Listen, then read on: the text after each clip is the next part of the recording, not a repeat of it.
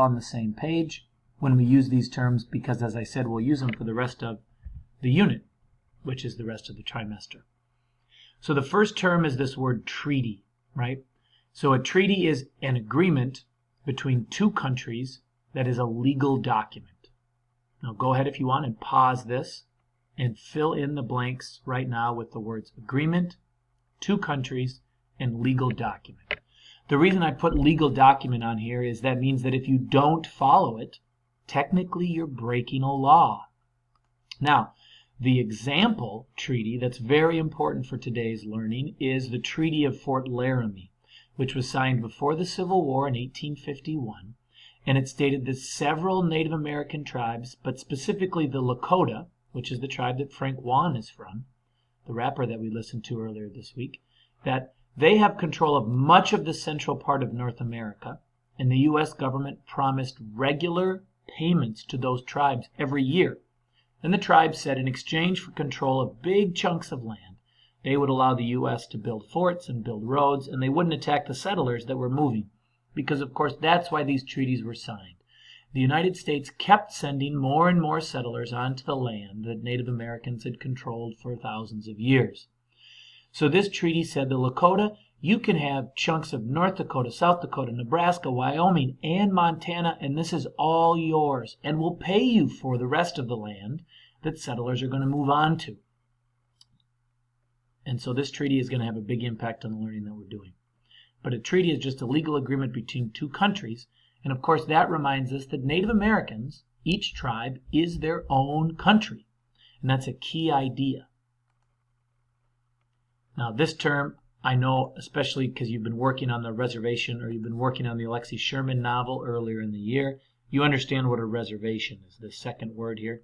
It's an area of land set aside for a specific Native American tribe by the U.S. government. Here's key, that these reservations are not totally part of the United States. They're partially independent. The diploma program term would be semi-autonomous, which means a lot of what happens on the Native American reservations is 100% completely up to the Native American tribes themselves. Within the borders of Minnesota, there are 11 reservations, including the Prairie Island Indian Community. Now, I bring up the Prairie Island Indian Community because that's the location of Treasure Island Resort and Casino. I know some of you have been there or driven by it because it's not far down by Red Wing, Minnesota. This is an important differentiation because in Minnesota, it's illegal to run a casino. It's against the law in Minnesota to run a casino. Native American reservations, however, are partially independent or semi-autonomous, so if they feel like it's okay to run a casino, they will. Now, it's a common misconception in Minnesota that all Native American reservations have casinos or ways of making money. But in reality, most reservations around the United States are so far away from other people that casinos or other businesses are very hard to create or make much money with because they were on purpose by the U.S. government set so far away. Minnesota is a little bit unique in that there are several reservations near large cities. This word is kind of a goofy word, sovereignty. And the reason it's a goofy word is it's oftentimes associated with kings and queens. In fact, sometimes kings and queens are just called the sovereign. And what that means is they are independent and have an ability to use power. So your sovereignty is a measure of how much power and independence you have. The example here is when an adult moves to college or just moves out on their own, they take on more sovereignty in their life.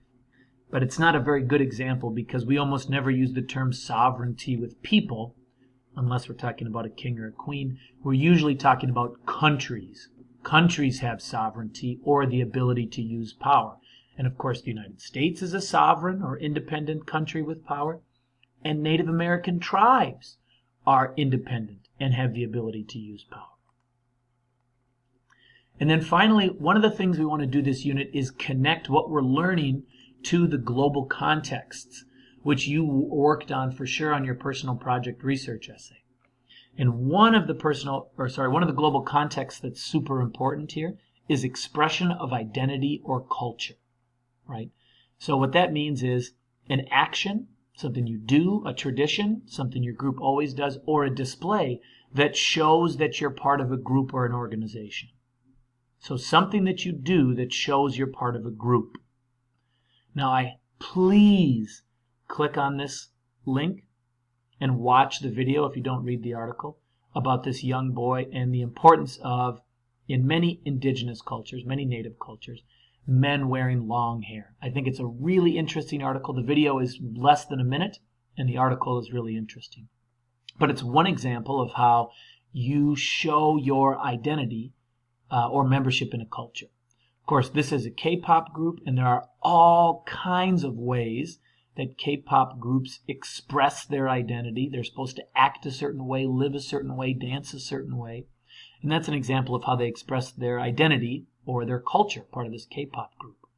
Of course, here we have two members of the San Francisco 49ers, Mr. Reed and Colin Kaepernick, taking a knee during the national anthem. And here we have a picture of two different expressions of cultural identity. Most people in the stadium are standing. This individual has his hand over the heart, which is a common way of expressing people's identity as part of the United States.